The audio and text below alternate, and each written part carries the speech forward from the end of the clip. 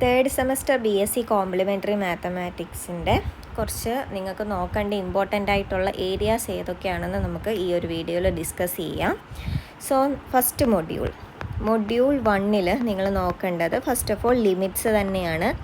Limits കാണാനുള്ള questions ചോദിക്കാറുള്ളതാണ്. അതേപോലെ ഡെറിവേറ്റീവ്സിൻ്റെ questions, partial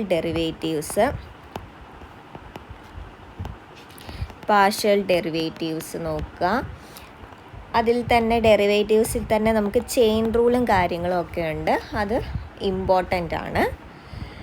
then unit tangent vector കാണാനുള്ള ഫോമുല ഒക്കെ പഠിച്ചു വെക്കുക. യൂണിറ്റ് ടാൻജൻറ്റ് വെക്റ്ററിൻ്റെ പ്രോബ്ലംസ് നോക്കി വെക്കുക. നവംബർ 2021 അത് ചോദിച്ചിട്ടുള്ളതാണ്. ആർക്ക് ലെങ്ത് കണ്ടുപിടിക്കുന്ന ഫോമുലയും കാര്യങ്ങളും ഒക്കെ നോക്കി വെക്കുക. യൂണിറ്റ് ടാൻജൻറ്റ് വെക്റ്റർ അതിൻ്റെ ഫോമുലാസ് ഒക്കെ തന്നെ നോക്കി വെക്കുക. ദെൻ ഇമ്പോർട്ടൻ്റ് ആയിട്ടുള്ളതാണ് സ്പീഡ്, വെലോസിറ്റി, ആക്സിലറേഷൻ. ഇത് റിപ്പീറ്റഡ് ആയിട്ട് ചോദിക്കുന്ന ക്വസ്റ്റ്യൻ ആണ്. സ്പീഡ് കാണാൻ, വെലോസിറ്റി, ആക്സിലറേഷനൊക്കെ കാണാൻ എങ്ങനെയാണ് കാണുന്നത്, അതിൻ്റെ ഫോമുലാസൊക്കെ പഠിച്ചു വെക്കുക. 2022-ലും 2021 2021 സപ്ലിയിലും ഒക്കെ തന്നെ ഈ ഒരു ക്വസ്റ്റ്യൻ റിപ്പീറ്റഡ് ആയിട്ട് ചോദിച്ചിട്ടുണ്ട്. അതായത് വെലോസിറ്റി, ആക്സിലറേഷനും സ്പീഡും ഒക്കെ കാണാനായിട്ട് ചോദിച്ചിട്ടുള്ളതാണ്. ദെൻ കർവേച്ചറും പിന്നെ റേഡിയസ് ഓഫ് കർവേച്ചറും അത് കാണുന്ന ഫോമുലാസും ബൈ ഹാർട്ട് ആക്കി വെക്കുക. ദെൻ ഡയറക്ഷണൽ ഡെറിവേറ്റീവ്സ് കാണുന്ന ഫോമുല ഒക്കെ തന്നെ നോക്കി വെക്കുക. അപ്പോൾ ഫസ്റ്റ് മൊഡ്യൂളിൽ ഇതൊക്കെയാണ് നോക്കേണ്ടത്. ഇനി മൊഡ്യൂൾ 2 നോക്കേണ്ട കാര്യം വളരെ ഇമ്പോർട്ടൻ്റ് ആണ്. ഡൈവേർജൻസ് കാണുന്നത്, കേള് കാണുന്നത്, അത് രണ്ടും ഇമ്പോർട്ടൻ്റ് ആണ്. ക്വസ്റ്റ്യൻ പേപ്പറിൽ റിപ്പീറ്റഡ് ആയിട്ട് നമുക്ക് കാണാൻ പറ്റും.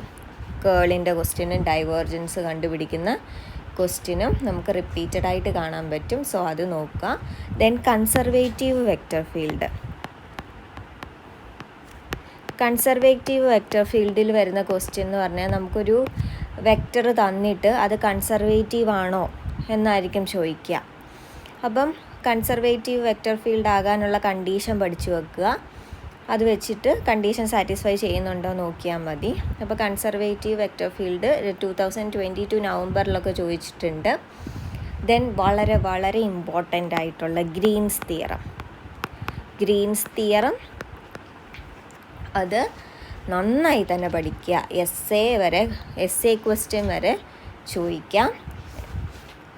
അല്ലാതെ 5 മാർക്ക് ക്വസ്റ്റ്യൻസും ഒക്കെ ചോദിക്കാവുന്നതാണ് നമ്മുടെ ഈ ഗ്രീൻസ് തിയറം. എല്ലാ ക്വസ്റ്റ്യൻ പേപ്പറിലും ആ ഒരു ക്വസ്റ്റ്യൻ ഉണ്ടാവും, അപ്പോൾ അത് സ്കിപ്പ് ചെയ്യരുത്. അതേപോലെ ഇമ്പോർട്ടൻസ് ആണ് നമ്മുടെ സ്റ്റോക്സ് തിയറത്തിനുള്ളത്.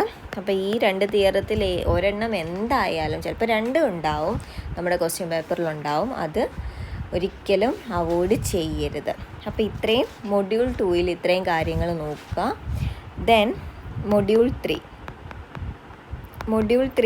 വരുമ്പം ട്രിപ്പിൾ ഇൻ്റഗ്രേഷൻ എങ്ങനെയാണ് ചെയ്യുന്നതെന്ന് പഠിച്ചു വെക്കുക.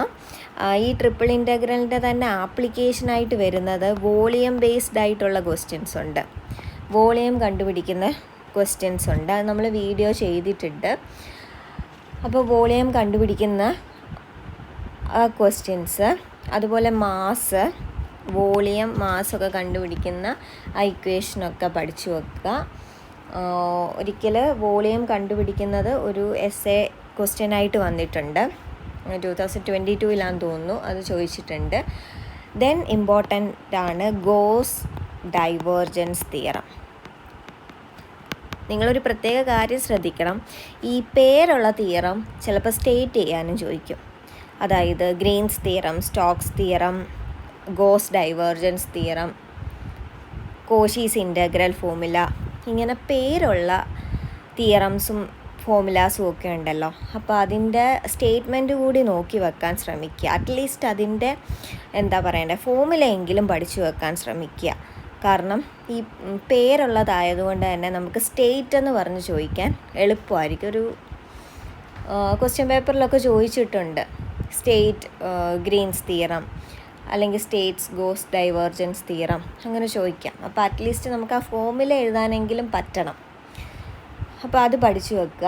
ദെൻ ജാക്കോബിയൻ, അതും ഇമ്പോർട്ടൻ്റ് ആണ്. അത് സിമ്പിളാണ് പഠിക്കാനായിട്ട്. അപ്പോൾ അത് നമുക്ക് ചോദിച്ചു കണ്ടിട്ടുണ്ട് 2022 ചോദിച്ചിട്ടുണ്ട്. ദെൻ കോംപ്ലക്സ് നമ്പറിലേക്ക് വരുമ്പം കോംപ്ലക്സ് നമ്പർ അതിൻ്റെ കോഞ്ചുഗേറ്റ് കണ്ടുപിടിക്കുന്നതും കാര്യങ്ങളും ഒക്കെ പഠിച്ചു വെക്കുക. പിന്നെ പോളാർ ഫോം ഇമ്പോർട്ടൻ്റ് ആണ്. പോളാർ ഫോം ക്വസ്റ്റ്യൻസ് ചോദിച്ചിട്ടുള്ളതാണ്. 2022 നവംബറിലെ ക്വസ്റ്റ്യൻ പേപ്പറിൽ നമുക്ക് കാണാൻ പറ്റും പോളാർ ഫോമിൻ്റെ ക്വസ്റ്റ്യൻസ്. ദെൻ വളരെ ഇമ്പോർട്ടൻ്റ് ആണ് നമ്മുടെ Cauchy-Riemann equation.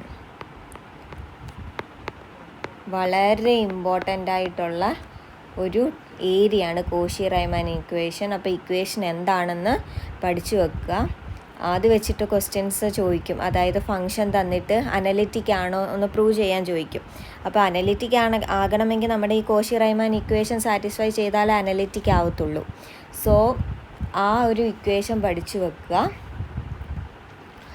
Then harmonic conjugate, അത് വളരെ ഇമ്പോർട്ടൻ്റ് ആണ്. ഹാർമോണിക് കോഞ്ചുഗേറ്റ് അതിൻ്റെ വീഡിയോയും നമ്മൾ ചെയ്തിട്ടുണ്ട്. ഹാർമോണിക് കോഞ്ചുഗേറ്റ് കഴിഞ്ഞ 2 വർഷങ്ങളായിട്ട് 2023-ലും 2022-ലും നിങ്ങൾ ക്വസ്റ്റ്യൻ പേപ്പർ എടുത്ത് നോക്കിക്കോ, സെയിം ക്വസ്റ്റ്യൻ ഒരു ചേഞ്ചും ഇല്ലാതെ ചോദിച്ചിട്ടുണ്ട്. സോ ഹാർമോണിക് കോഞ്ചുഗേറ്റ് കാണുന്നത് എന്തായാലും പഠിച്ചു വെക്കുക. മൊഡ്യൂൾ 4ലേക്ക് വരുമ്പം കോണ്ടൂർ ഇൻ്റഗ്രലിൻ്റെ ക്വസ്റ്റ്യൻസ് നമുക്ക് ചോദിച്ചിട്ടുള്ളതാണ്. അതിൻ്റെ ഒരു തിയറം ബേസ്ഡ് ആയിട്ടുള്ളൊരു ക്വസ്റ്റ്യൻ ചോദിച്ചിട്ടുണ്ടായിരുന്നു. അതും നമ്മൾ വീഡിയോയിൽ ചെയ്തിട്ടുണ്ട്. അതൊന്ന് നോക്കുക. പിന്നെ വെരി ഇമ്പോർട്ടൻ്റ് ആണ് കോഷീസ് ഇൻ്റഗ്രൽ ഫോമുലയുടെ 5 മാർക്ക് ക്വസ്റ്റ്യനും ഉണ്ട്. അതേപോലെ ഒരു ക്വസ്റ്റ്യൻ അല്ല, ചില ക്വസ്റ്റ്യൻ പേപ്പറിൽ ഈ കോഷീസ് ഇൻ്റഗ്രൽ ഫോമുല വെച്ചിട്ട് 2 ക്വസ്റ്റ്യനൊക്കെ ചോദിച്ചിട്ടുണ്ട്. അപ്പോൾ കോഷീസ് ഇൻ്റഗ്രൽ ഫോമുല പഠിച്ചു വെക്കുക. അതിൻ്റെ സ്റ്റേറ്റ്മെൻറ്റും പഠിച്ചു വെക്കുക. കാരണം പേരുള്ളതായതുകൊണ്ട് നമുക്ക് സ്റ്റേറ്റ്മെൻറ്റ്സ് ചോദിക്കാം. അപ്പോൾ ഒരുവിധം എല്ലാ ക്വസ്റ്റ്യൻ പേപ്പറിലും ഈ കോഷീസ് ഇൻ്റഗ്രൽ ഫോമുല യൂസ് ചെയ്തുള്ള പ്രോബ്ലംസ് ഉണ്ട്. അപ്പം ഇത്രയും പറഞ്ഞ കാര്യങ്ങളൊക്കെ തന്നെ നോക്കിക്കൊണ്ട് പോകാൻ ശ്രമിക്കുക. Thank you.